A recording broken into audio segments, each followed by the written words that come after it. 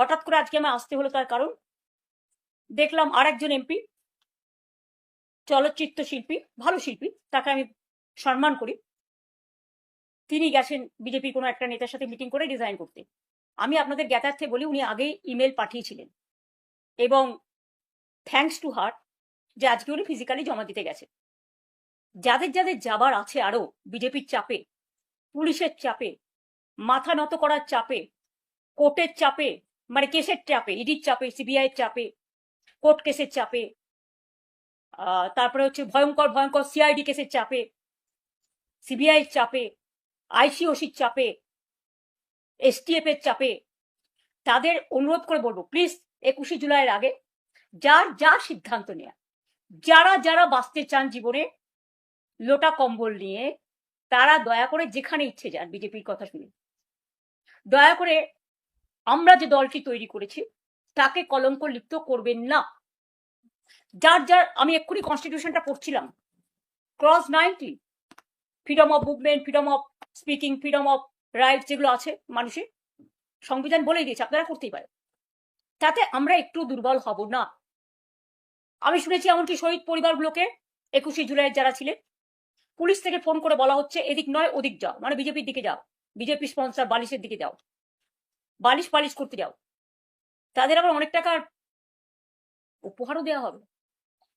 আমি বলি, আমরা তো খুব ক্ষুদ্র দল, আমরা 40 বছর ধরে এই পরিবারগুলোকে চাকরি থেকে শুরু করে যতটুকু আমাদের সাহায্য করা, যেদিন ঘটনা ঘটেছিল সেদিন আমাদের কোনো ক্ষমতা ছিল না, বাট 21শে জুলাই বেনেভোলেন্ট ফান্ড আমরা একটা তৈরি করেছিলাম, কবি সুভাষ মুখোপাধ্যায় তার চেয়ারম্যান ছিলেন, এবং প্রদ্যুৎ দত্ত এক্স আইএফ এর জেনারেল সেক্রেটারি প্রেসিডেন্ট, তিনি ছিলেন তার জেনারেল সেক্রেটারি, এবং তাদের নেতৃত্বে আমরা সেদিনও কিন্তু মানুষ যেটা জমা করেছিলেন তার টোটালটাই আমরা কিন্তু শহীদ পরিবার এবং বিশেষ করে যারা আরো 100-150 জন আহত হয়েছিলেন, যতটুকু পেরেছি সাহায্য তাদের হাতে তুলে দিয়েছিলাম। এবং প্রতি বছর আমরা শহীদ পরিবারকে ডাকিও সম্মান জানাই। এবারে যদি ভয়ে এবং অর্থের পরিসীমা ছাড়িয়ে যদি কেউ আপনাদের সাহায্য করতে চান, এটা আপনাদের সিদ্ধান্ত, কিন্তু মনে রাখবেন 40 বছর ধরে যারা প্রতিবার আমাদের প্রোগ্রামে এসছেন, আজকে দিন বদলেছে, সাময়িক। ভয় দেখাচ্ছে, সাময়িক। সন্ত্রাস দেখাচ্ছে, সাময়িক। টাকার লোভ দেখাচ্ছে, সাময়িক। এজেন্সির লোভ দেখাচ্ছে, সাময়িক। আমরা কিন্তু অমায়িক। আমরা আপনাদের ভুল বুঝছি না, আপনারা বুঝতে পারছি, আমরা বুঝতে পারছি আপনারা অনেক ঘেরা টোপে আছেন। আপনারা আমাদের সাথে এবছরটা থাকলেন বা না থাকলেন, হৃদয় জুড়ে আছেন, এবং যারা মারা গিয়েছেন তাদের জন্য আমাদের অনেক কর্মী রক্ত দিয়েছে। 13 জন ছাড়াও প্রায় 150 জন, 100 জন পুলিশ ফায়ারে পুলিশ গুলিতে বিদ্ধ হয়েছিল। তাছাড়াও অনেক শহীদ পরিবার, ইলেকশনের পরেও আমাদের প্রায় 20-22 জন মারা গেছেন, হত্যা করা হয়েছে, অত্যাচার করা হয়েছে, বাড়ি জ্বালানো হয়েছে, ধর্ষণ করা হয়েছে। তাদের প্রতিবাদ করার ভাষা নেই, তারা প্রতিবাদ করতে পারেনি, কাউকে টাকা চাওয়া হচ্ছে সে দিতে পারেনি, আত্মহননের পথ বেছে নিতে বাধ্য করা হয়েছে। তাই আমি তাদের বলবো, তাদের সমর্থনে, মানে তাদের প্রতিবাদে, তাদের যে প্রতিবাদী কণ্ঠ তাদের ওঠাতে দেওয়া হয়নি, সেই প্রতিবাদী কণ্ঠ নতুন করে 21শে জুলাই আওয়াজ তুলবে। যদিও আদালতের অনেক রেস্ট্রিকশন আছে, আমরা চেষ্টা করব আমাদের সাধ্যমতো কোঅপারেশন করে পিসফুলি অ্যাসেম্বল হয়ে। আমি জানি পুলিশ অনেক জায়গায় বলছে যাবেন না যাবেন না যাবেন না, আটকে দেবো আটকে দেবো আটকে দেবো। আমি প্রশাসনকে বলবো, নিজের মতো নিরপেক্ষ থাকুন। এক পক্ষ হতে গিয়ে মনে রাখবেন জীবনটা অনেক দিনের। দিল্লি টলমল হলেও এখানে কিন্তু ঢলমল হয়ে যাবে, এবং যারা আজও যাচ্ছে তারা কিন্তু আমাদের সাথে গোপনে গোপনে যোগাযোগও রাখছে। কেউ ভয় সহ্য করতে পারে, কেউ পারে না, এটা তাদের ব্যাপার। কেউ আত্মরক্ষা করতে পারে, কেউ পারে না। আমরা মাথা নিচু করে চলি না বলে আমাদের ফেস করতে হচ্ছে।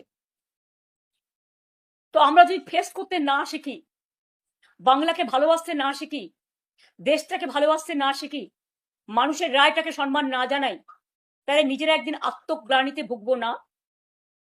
তাই বলি, যা করেছেন ভালো করেছেন, ভালো থাকুন, সুস্থ থাকুন, আপনাদের পরিবারগুলো ভালো থাকুন। 21শে জুলাই নতুন করে পথ চলা হবে, তাতে কি আসলো কি না আসলো আমার কোনো যায় আসে না। আমরা যারা থাকবো তারাই স্বর্ণখনি, তারাই আগামী দিন নতুন করে পথ চলা শুরু করবে। 1997 সালে যদি নতুন করে পথ চলতে পারি, 2026-এও পারবো। অনেক ছলনা, না নাম না নিশানা, কোনোটাই নাকি তারা রাখবেন না।